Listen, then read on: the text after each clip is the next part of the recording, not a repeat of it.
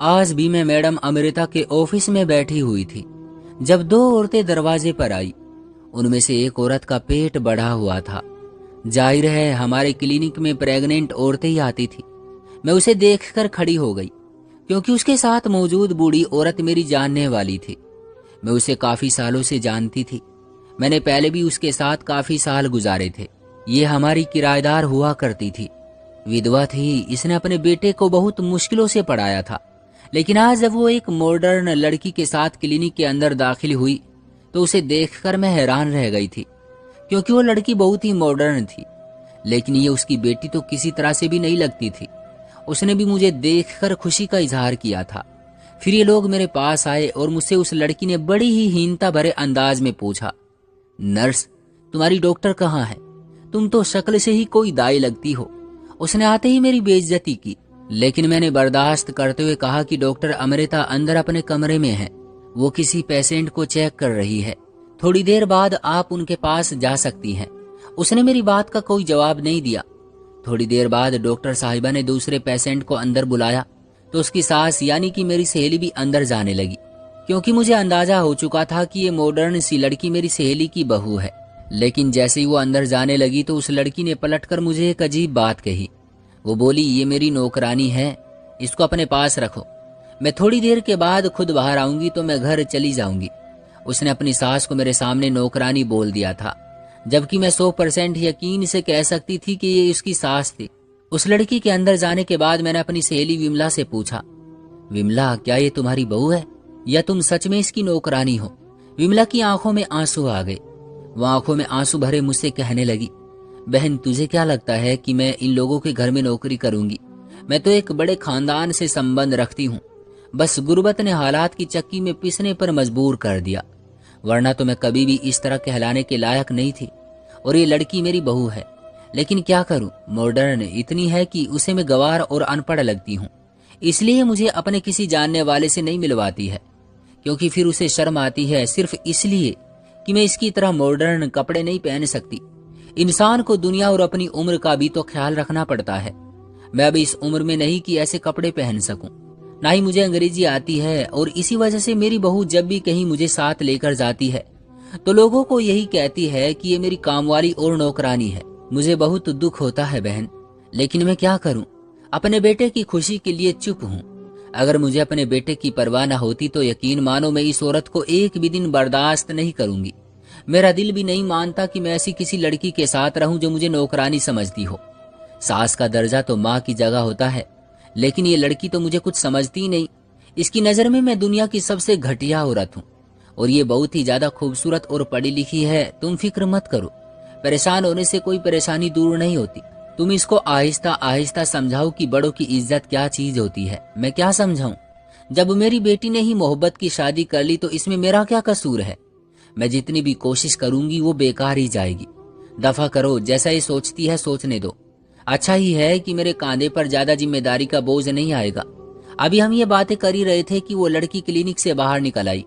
वो कमरे से बाहर आई तो उसके तेवर बहुत अजीब से थे। चलो जल्दी चलो, अभी घर जाकर खाना भी पकाना है।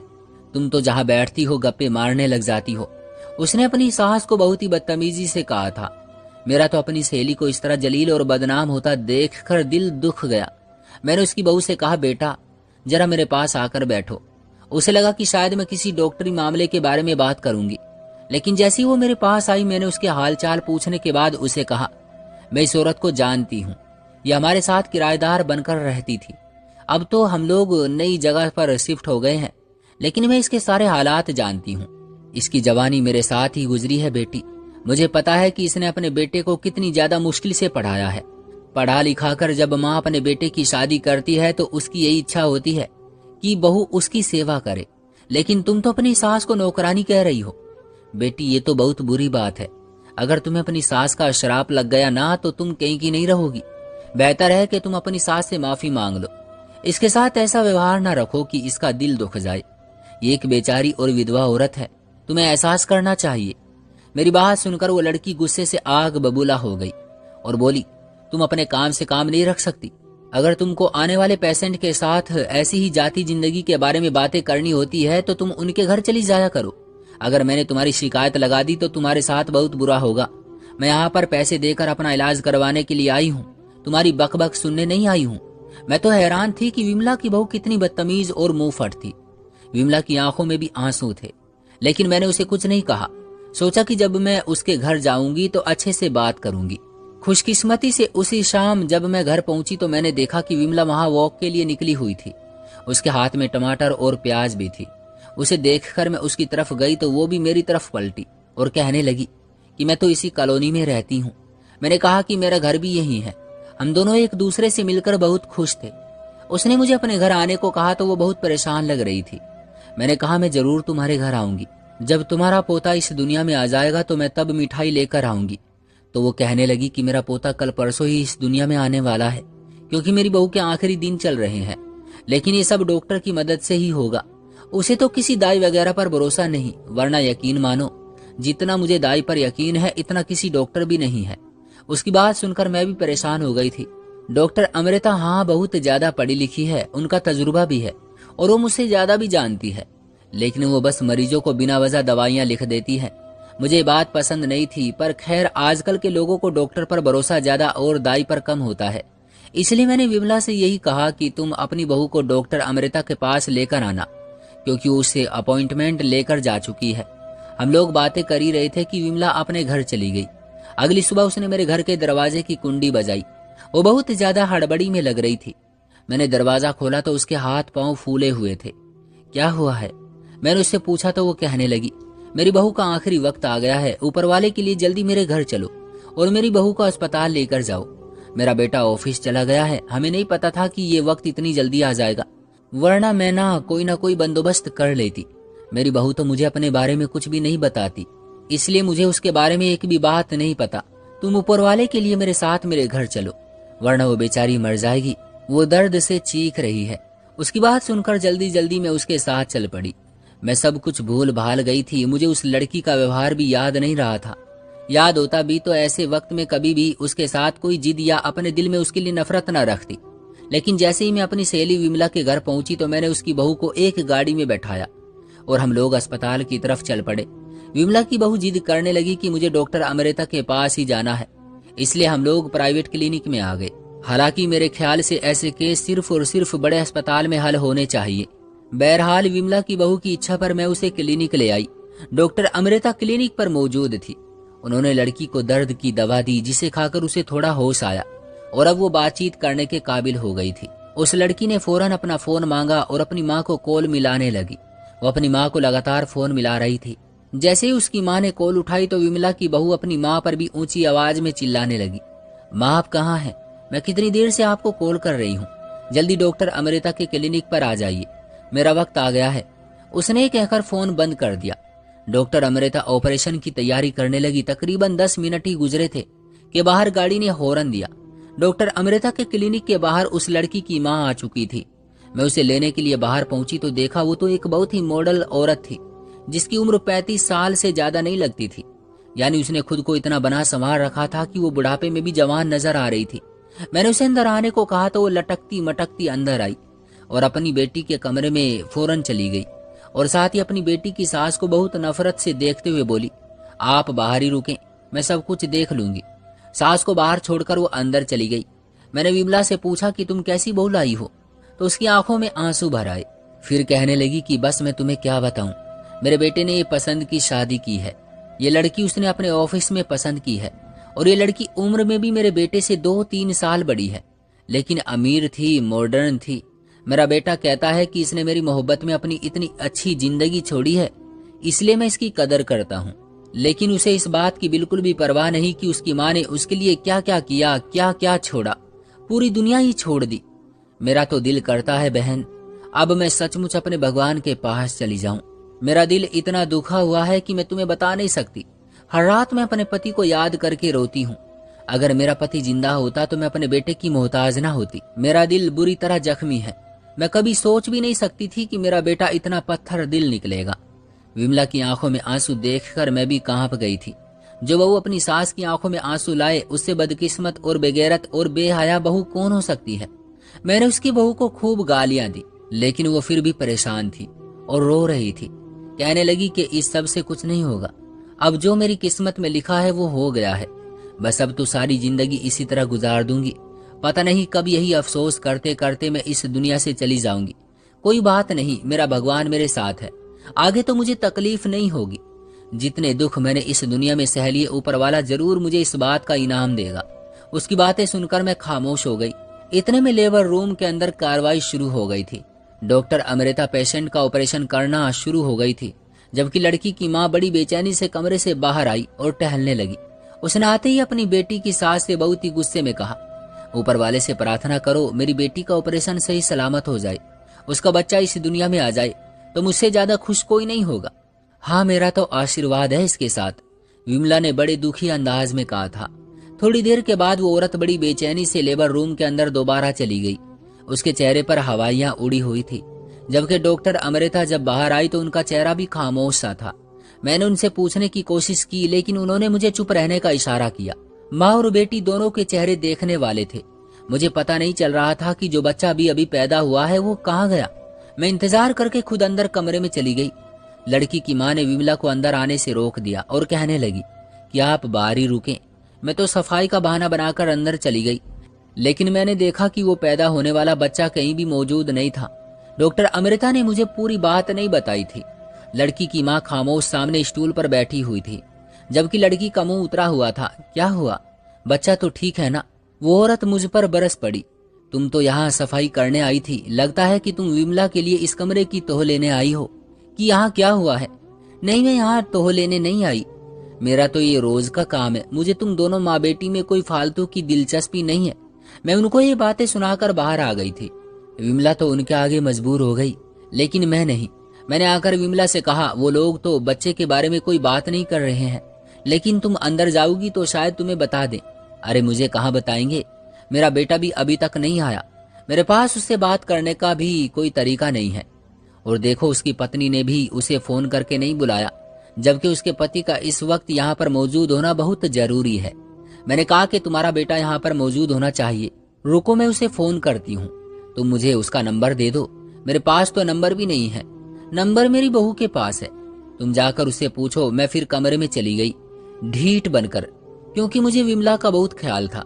अपनी इज्जत से भी ज्यादा मुझे विमला की परवाह थी। मैं जैसे ही कमरे में गई, मैंने देखा कि उस लड़की ने अपना बच्चा गोद में छुपा रखा था।